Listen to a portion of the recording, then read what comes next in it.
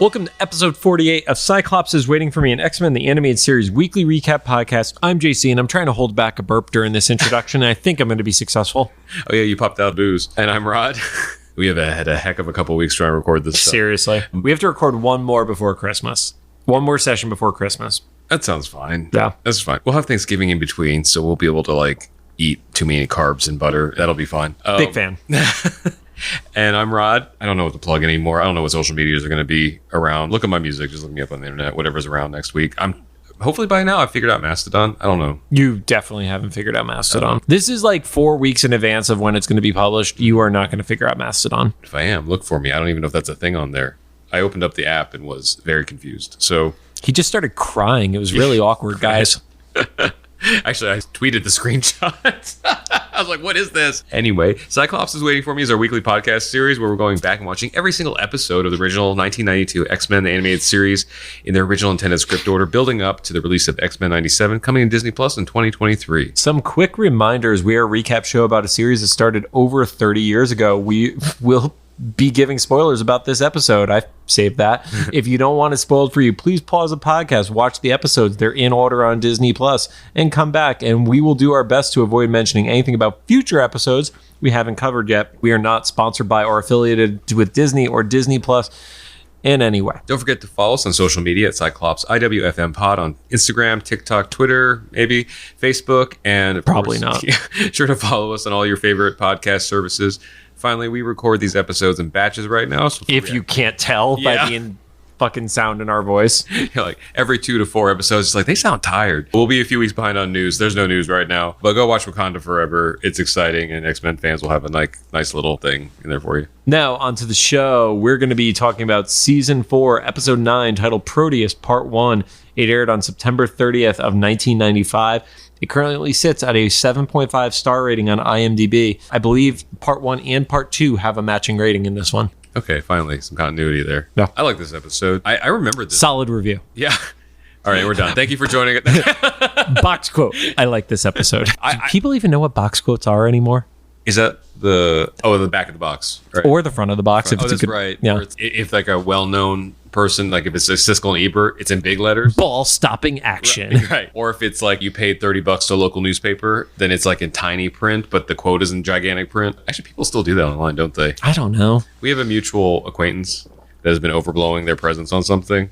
And so they'll have a big headline massive blah blah blah, and then in super tiny print it's some newspaper with 10 subscribers or something. Did you just verbally subtweet? Oh, maybe. I don't know. Yeah. I feel like all of us know that guy. So whatever it is, just film the person in your life. Remember back when we were all kids and somebody said they were Hulk Hogan's nephew, but they never had a picture with their uncle? Yeah. That's what you're describing. To me, it was the kid who claimed that there was a nude code for Mortal Kombat. Not even the nude code for Tomb Raider. They went for Mortal Kombat. This is before Tomb Raider. Oh, yeah.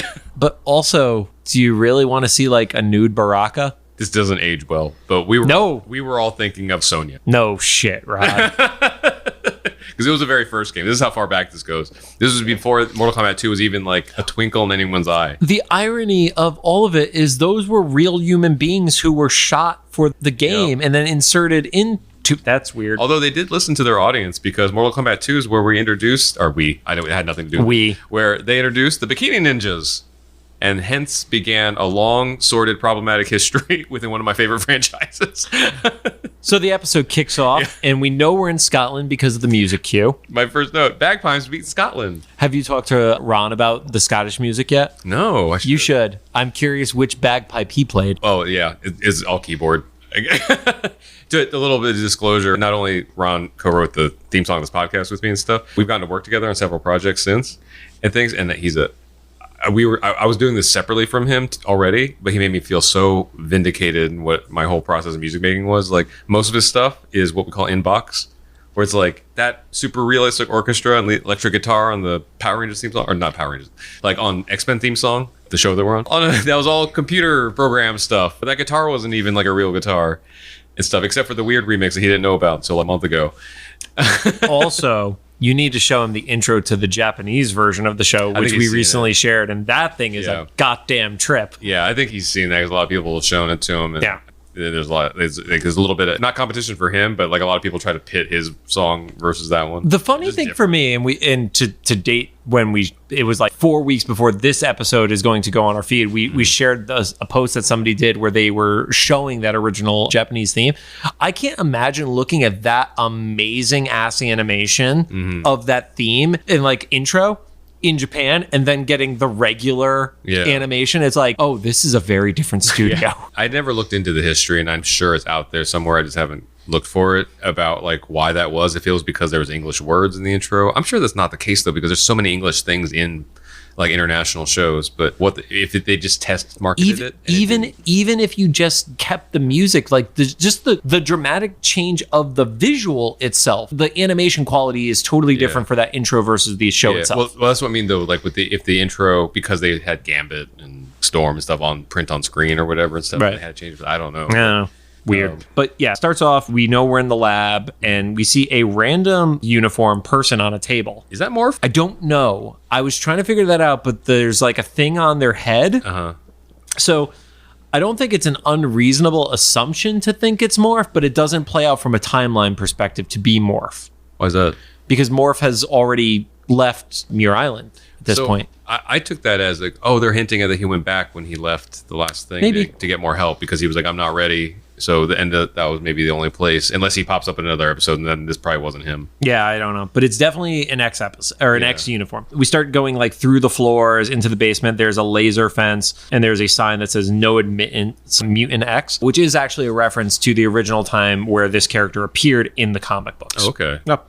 So we see an experiment is going on behind this closed door, and a green laser is shooting the character we will know to become Proteus. When we did our HeroClix unboxing, we opened 2 Proteus figures. Oh, that's right, yeah. One of them being this orange color, and then the other one being the green version, which matched the laser. Nowhere in this episode do we see the green Proteus. We only see people's eyes turn green from when he possesses them. Yeah. So I don't know why there's a green Proteus. It's just a color variant thing. Yeah. I got 2 of the Shang-Chi like blind box things. And they contain the little Morrises. So I have like a neon yellow one for some reason. And that's because of Funko, sir. That's why. Okay, there you go. So yeah. But essentially Moira and Banshee are there, and they're trying to help this mutant control his powers, because you wouldn't know unless you heard the dialogue, because it looks like they're torturing him. Yeah, because he's screaming because it hurts. Yeah.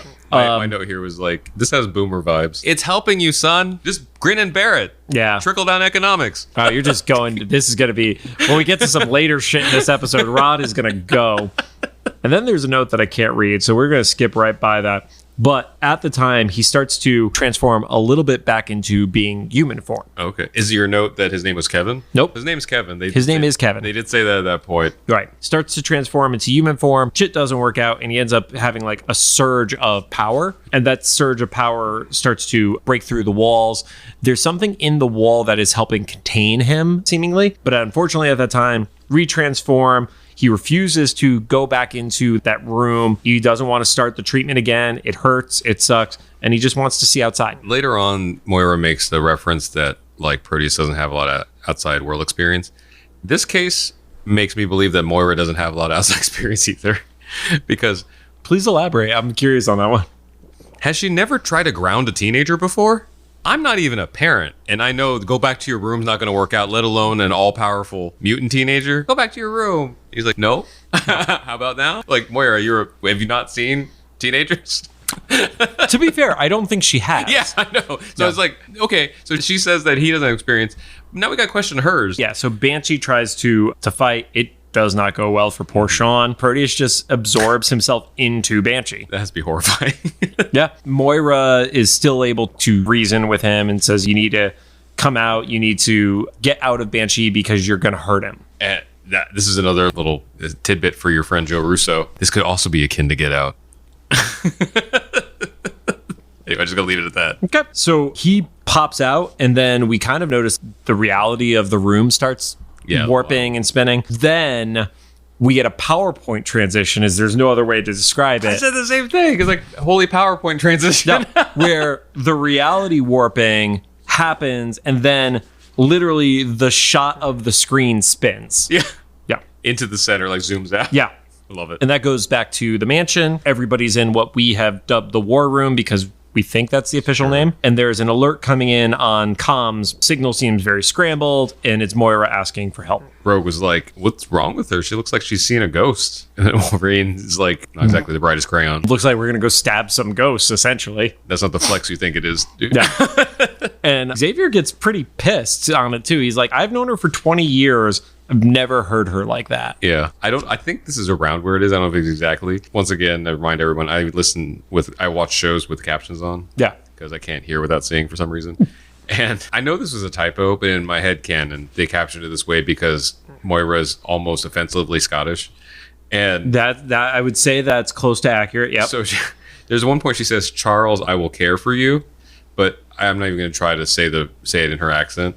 But the way she says it, they said for you, they mashed it together with extra R, and they took a screen cap. So for you. Stop making fun of people's accents, Rod. I just love that they captioned it that way. We'll post that on Instagram or something. Yeah, let's do that. We have to make up for all the toy posts from the previous weeks. God, Rod. So we have, at that point, after Xavier says, I've known her for 20 years, never heard her like that, we have a flashback. So it goes back to Charles, who's in fatigues, not necessarily fatigues, but military uniform. Yeah. And he proposes. Moira says yes. We have a little bit of a fast forward, and Xavier is in a tent in the war. He's very close to like mortars dropping. I just want to point that out. He's not very far from where the combat is actually hitting. He's injured. Yeah. He has like his arm injury. Yeah. So the best time to get the letter from your fiance that has the ring in it, and it's, oh yeah, I'm in love with somebody else and we're getting married by the time you see this. It's so cold. And let me see the screenshot. I want to see if that was like in that shot. Oh, what was it? It's a good way to check, Rod. I can't tell. It's so close. I'll always care for you. That's probably where it was. That if that's the edge of the bed and that's his leg, then yes. Oh my God. Master detectives. So it's funny. When I was a kid, I remember seeing this in like movies. It was a trope in movies and TV shows and stuff. When I fast forward to, I want to say my late 20s, this happened a not zero amount of times to my friends who went in the military. They got, I guess it wasn't necessarily a letter. It was like a Skype call. This is not now. This was like early 2000s or whatever. Yeah. They got like a Skype call or something and stuff. Like I have one specific friend in mind where he got either an email or I think it was an email actually. It wasn't even a Skype call that his fiance or his wife is leaving him for his best friend. And this was after he had already caught her when he came home early from deployment once. That's a healthy relationship. Yeah, but it's just wild because there's something in that thing of like sending your partner away or your partner being away for X amount of time or whatever and stuff. It's just, it's weird. And it's like horrific, but also it happens. It's just horrible. I didn't think I would be grown up to be an adult to like know that this situation happens for real. Yeah. It was wild. I mean, there was always that one video that was floating around for a while where it was guy comes back from deployment. He'd been gone for 2 years and they have like a 10-month-old kid. Oh, it's like, this math does not work out in your favor, sir. Immaculate conception. Yeah. Guys just we're blessed. Guy failed biology, of course. Yeah. Let's just hope that's the case. We also continue through this flashback of seeing Xavier having his interactions with Amelia, who was in the Asteroid M episodes where they start to fall in love. You then get Moira very quickly having a divorce paper signed off and carriage with the baby. That confused me because I lost track of if that was Amelia or Moira. So interesting thing here, because this is based off of a few specific issues of the Uncanny X-Men comic. She was forced into the relationship in the comics, actually. With Joe? Yes. Oh, wow. It was not a consenting relationship. Okay, so that's terrible, but also that makes the story make more sense. When she got divorced and left Joe, she did not let Joe know that she was pregnant. Oh, wow. Okay. So it's in the comics. In the comics. Okay. So it is a absentee father scenario as opposed to father who left scenario. It's funny. I was mentioning to John before recording, I get Proteus and Legion mixed up a lot. Yeah. Not for very long. It's always a catch in the minutes thing because maybe it's because like Moira, Xavier, kids. Whatever, power set. We then go to that montage that we've seen in a few episodes of the OG X-Men training, which shows Beast, Iceman, Angel, Jean, and Scott all in their original outfits. We see the breakup between Amelia and Xavier. We see the flashback to the Phoenix episodes of Xavier arriving at Muir Island and has the awkward, "Hi, great to see you. This is my fiance." Like, that she never thought to mention to him before he flew there. I was so lost for a second because I didn't realize that they were still in the flashback. It did take a half second. Take a second because I think mainly because they were already set up that this whole thing was on the way to Muir Island. So when they arrived, my head is like, okay, he arrived. Hasn't he met Banshee? Oh, this is still a flashback. Right. Okay. The only true tip-off, aside from having seen the footage before, was the fact that he was in the mini jet as opposed to the Blackbird. That's true, yeah. But that was actually like, oh, okay, got it. Yeah. Cool. And then you see the scene of Moira and Sean talking on the cliff, asking about, does he still have feelings for you? And Moira doesn't think that he does, and she just thinks that he doesn't have a lot of friends, which I think is actually more depressing. Yeah. He has students, he doesn't have friends. Jeez. Yeah, because he just devoted his whole life to everything. Oh, God, that's it. But also, like, we've learned so much about Xavier's romantic life. Yeah. Xavier Fox. We saw the footage. He was a stud, man. Yeah.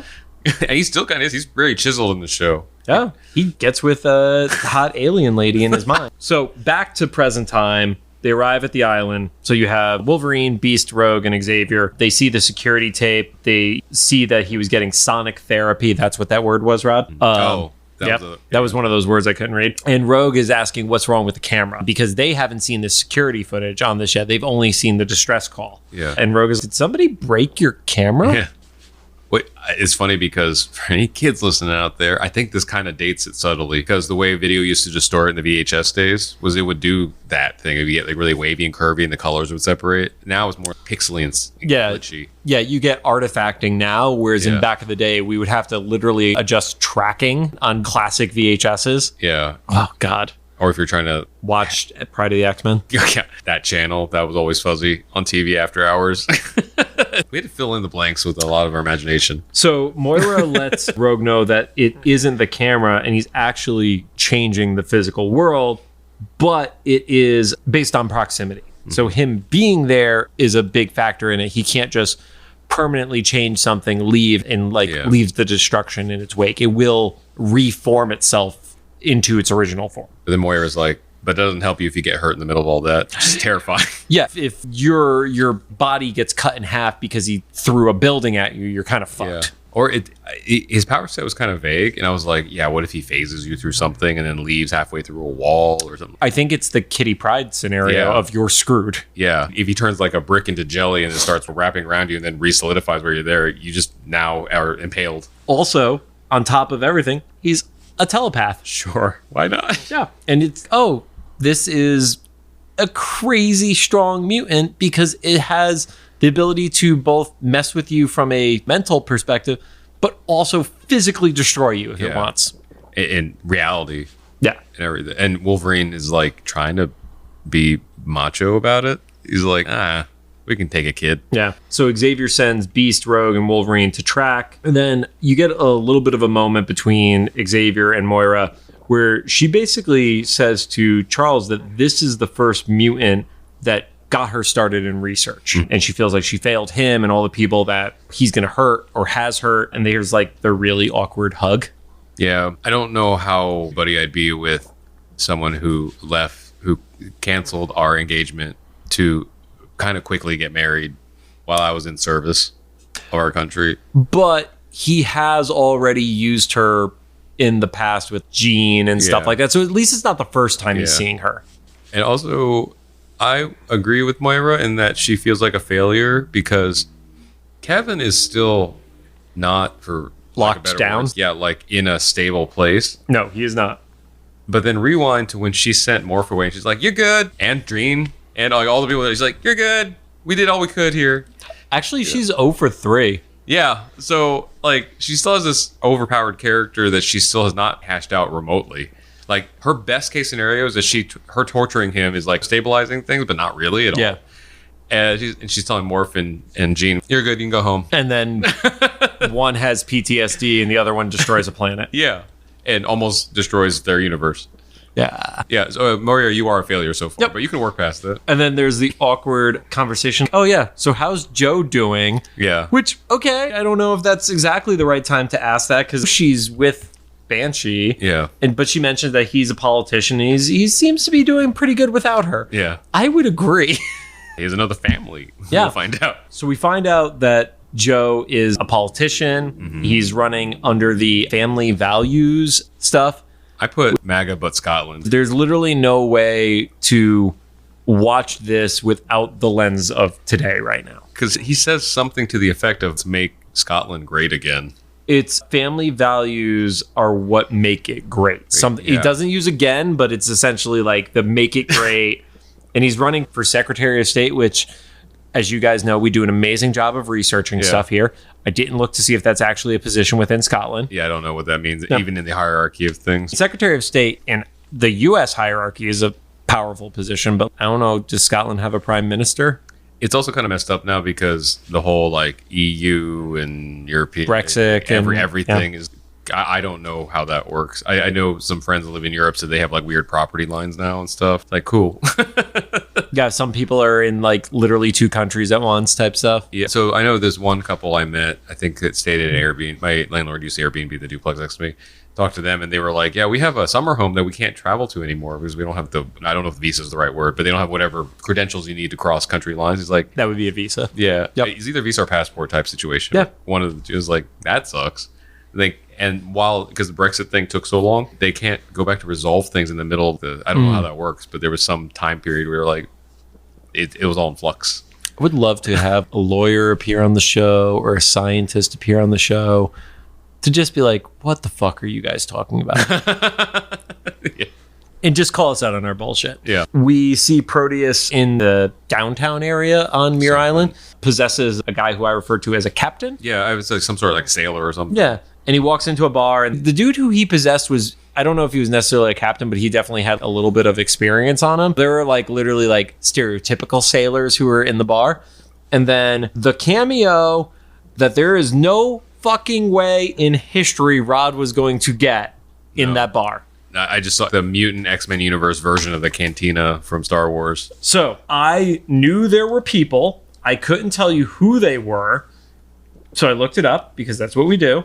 And they are a team called TechNet. I don't know who that is. Oh, I probably had this card too. So I'm showing Rod the picture from the Uncanny X-Men Trading Cards, the complete series book, which shows all the Jim Lee art. I had the full set, so I know I had this card.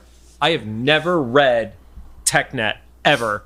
Apparently they're a group of like bounty hunters. They popped up in the Excalibur book, but I've never heard of them before. But it makes sense, given the proximity to Excalibur, That's true. that if there was a spot where you were going to cameo these characters, this is where it would be. So that was probably the doing of that console that you talked about that the Lee Waltz had from Marvel. People internally who were their experts on the comics. Yeah. It was like, okay, you're going to be in Scotland. Here's a group of people you need to draw into this. Yep. Also, side note, that book that John just showed me, he showed me like a few months ago. And I was like, my brother would love that. I got it for his birthday. My brother was like, this is the most awesome thing as an adult. Because he was like, I don't have to worry about the cards. Yes. And the book is just on my desk and I can look at it all the time. Yep. It's awesome. It's a great book. You should check it out. I wish we had affiliate links set up for us. I wish I could get it too. Amazon, if you're listening, this is the same Rod that's talked to you in person at VidCon several times about fixing the glitch on my account, and no one's gotten back with me. I have shirts that I have uploaded images for that I don't know how I'm getting paid for them if people buy them.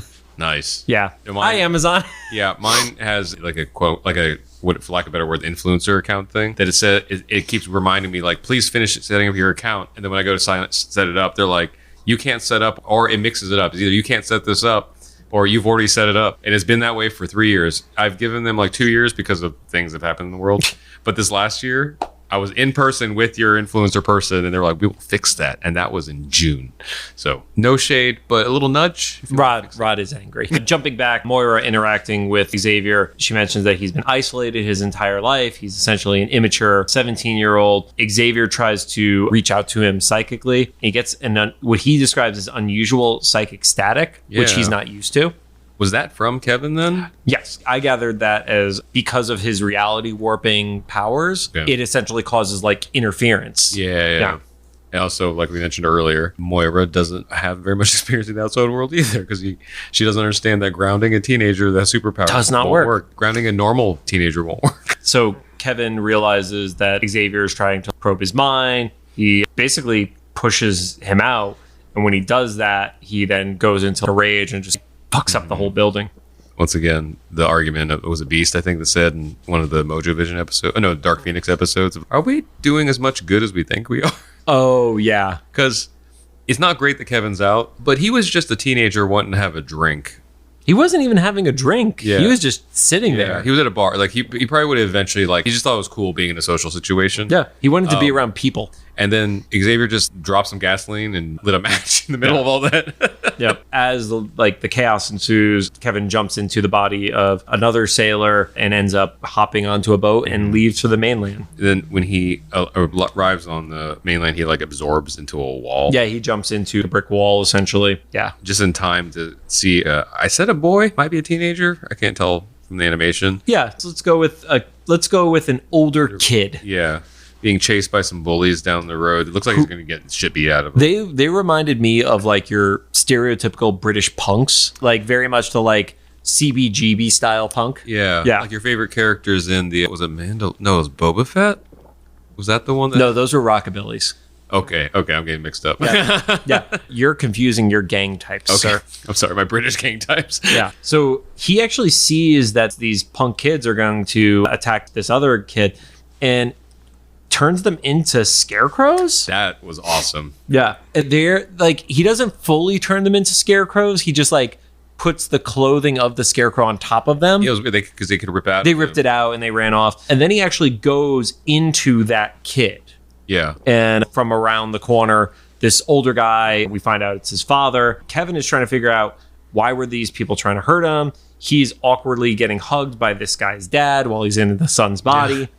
He's like, why is he holding him? Why does he want to protect him? Oh, this must be love. Jeez, it's so sad. Yeah. And at that point, he like pops out of this kid's body, and the father's like yelling at him, calling him a monster. He doesn't understand why he's considered a monster, because I don't care like what your perspectives are around like homeschooling and stuff like that, but limiting social interaction will eventually have effects on people if they're in a social circle of 3. So why am I a monster? That means he literally doesn't understand the concept of a monster. Yeah, and also that no one, including his mother, has hugged him. He asked what this is when he got a hug. Or if he got a hug, it wasn't affectionate. I could see that from Moira, though.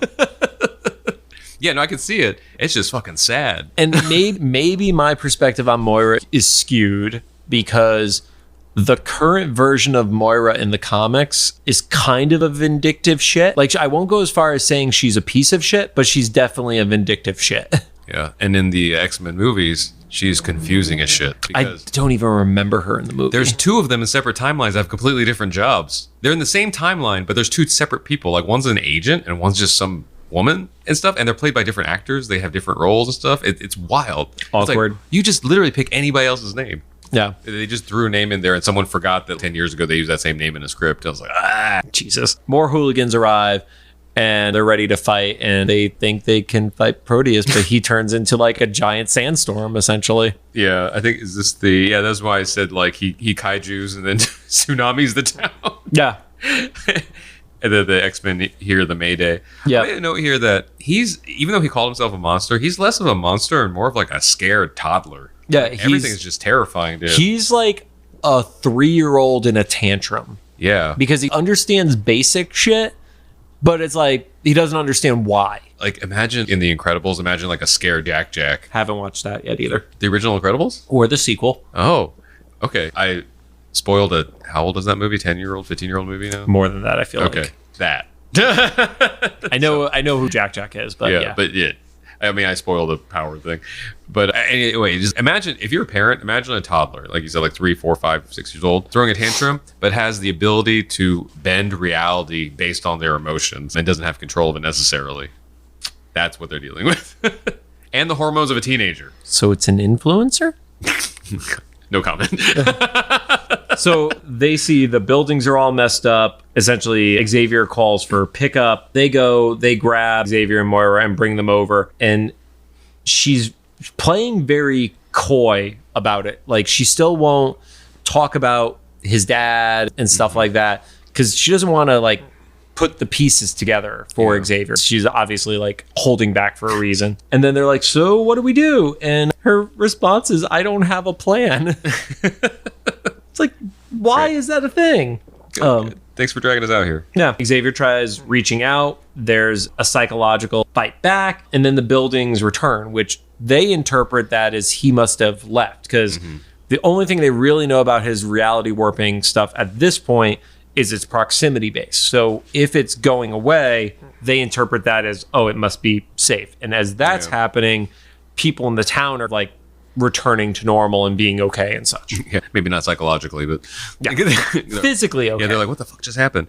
Yeah, and we see that Proteus is like stealthily possessing another person. Yeah, he grabs the trucker, and then as he's getting ready to leave, because he said, oh, it's a lorry, I can drive anywhere now. Yeah, which... Yep. Okay. Cool. You use the word. And he recognizes Xavier not specifically, but as a person of importance. Right. Like he's seen him multiple times now. So he feels like he needs to interact with him because of his lack of social cues. He needs to go over and touch him. As he does that, Rogue intercepts, and that's where they accidentally like cross streams, essentially. I think I've been watching the show most of my life now, and I wince whenever Rogue accidentally touches someone. Yeah. Especially someone like this. Because you know she's going to scream and scare your cat. Oh, what's going to happen? Yeah. Because the kid can barely control his powers. Right. Yeah, so she accidentally absorbs his powers. As that happens, it creates a distraction for him to get out of there. It wears off pretty quickly. He's saying that he has to go find his father. He's saying it to himself.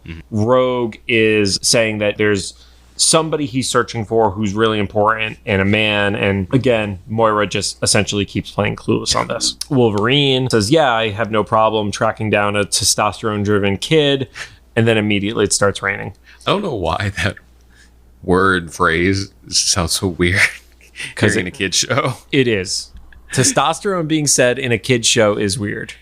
And also that means he smells testosterone. Yeah, I don't know if this is just my head feeling on the wrong things, but like it implies that Wolverine at least thinks that he's trying to get some. Like, no, testosterone doesn't always mean horny. That, but he's talking about a teenager. At any other time, a kid who's breaking their grounding.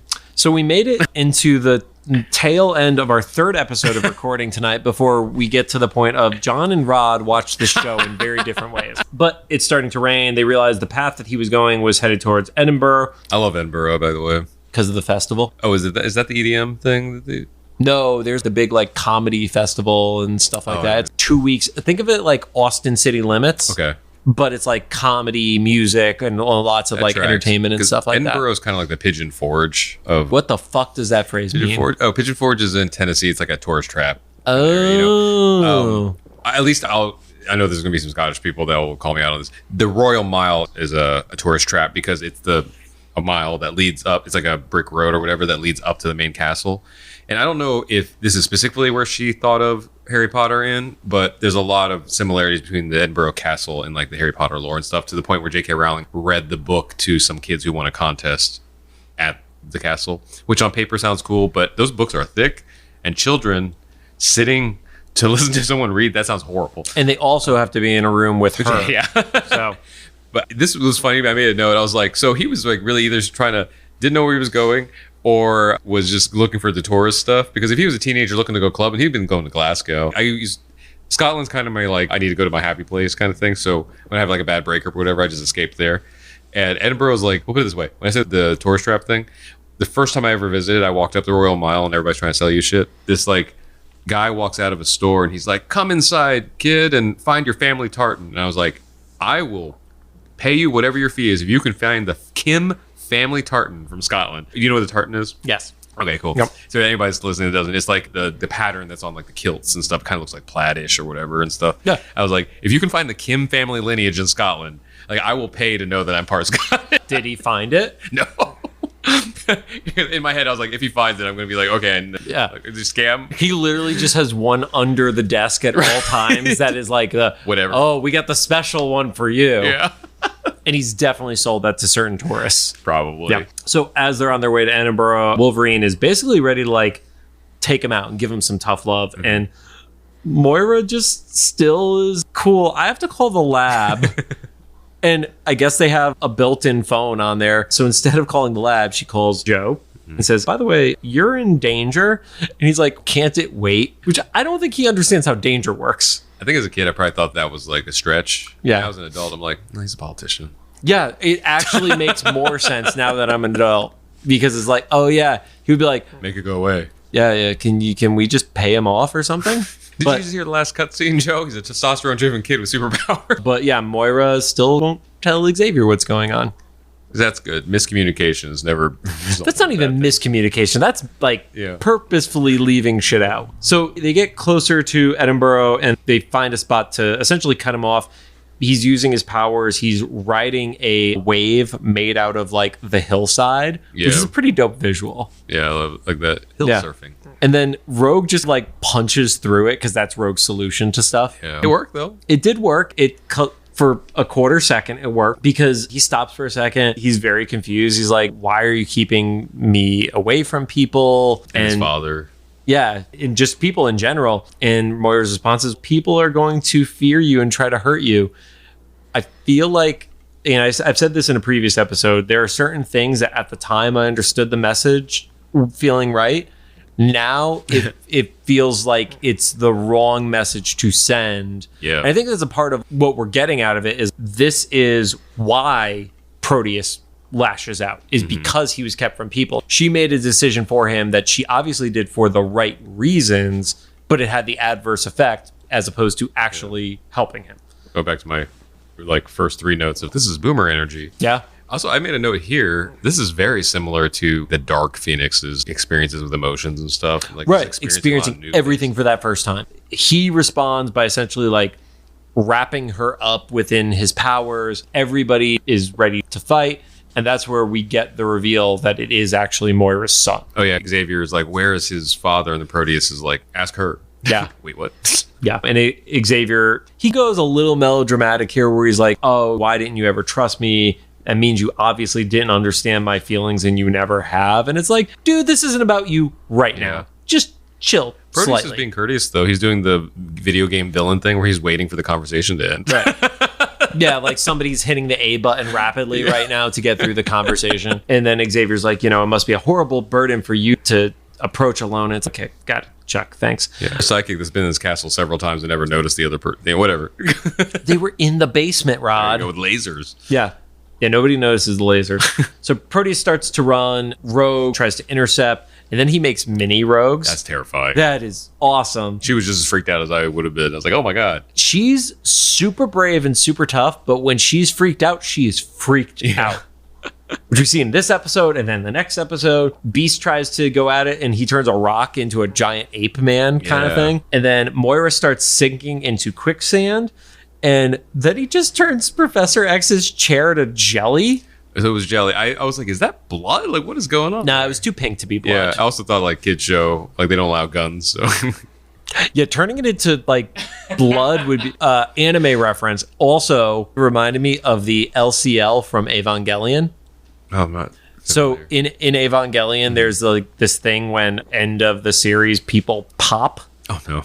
And it's not blood. It's crystal clear. It's not blood, but it's like this like essence. And it's like just a little bit of an orange, but it's like an orange goo. Yeah. And I was like, oh, that's... Yeah. So it's gross. And then Wolverine gets the worst of it. Yeah, his claws turn into like snakes, and then he gets Salvador Dali'd. Yeah, that's actually a very apt description. It's a screaming Salvador Dali, though. It's not just like shit's weird. It's, he's feeling himself being torn apart from the inside out. And it didn't, the way his reaction was when it was over, didn't necessarily seem like pain in the traditional sense, where like your muscles are being ripped apart. It just felt like so disturbing. Have you ever like dislocated a bone or something and it doesn't hurt, but it feels so off? That's the bad part. Luckily, I have not. Okay, like something, most of the time it hurts. But sometimes like when you don't notice, you're like, oh, that's not supposed to be there. Yeah. It just feels uncomfortable. That specific moment was so jolting to me as a child. I vividly remember that, like, for years. I was like, what happened to him? I think it was because he cried at the end. And I have never seen Wolverine cry. And that's the big takeaway here is as Proteus knows that he won because Rogue is fighting tiny rogues. Beast got jacked up by the ape. Wolverine is just a puddle, literally a puddle. Yeah. And then as he starts to leave, Wolverine begins to reform. And when he reforms, he instantly is head in his hands crying. It's heavy. It's almost like a parody of sobbing. Yeah. And then it ends on I'm off to find my dad. And it's like, not a happy like cliffhanger. There are cliffhangers where people are about to be shot in this show that are less disturbing than this episode. Liquefying Wolverine. Yeah. So only other thing that really hits for this episode before we wrap this one up and move to the next one, they acknowledge that they don't follow their own rules about the X gene in this episode. Okay. Because if I didn't make it crystal clear, the reason why the divorce happened is because Kevin is a mutant. She says something about, I'm afraid that he'll find out that that's why you left. Yeah. In the comics, that was not the case. Okay. She, like I said, she was pregnant and got out of the relationship because it was an abusive relationship. Yeah. So he didn't even know he had the kid. But for this one, it also acts as the motivation for why she begins her mutant research. They've known each other for 20 years.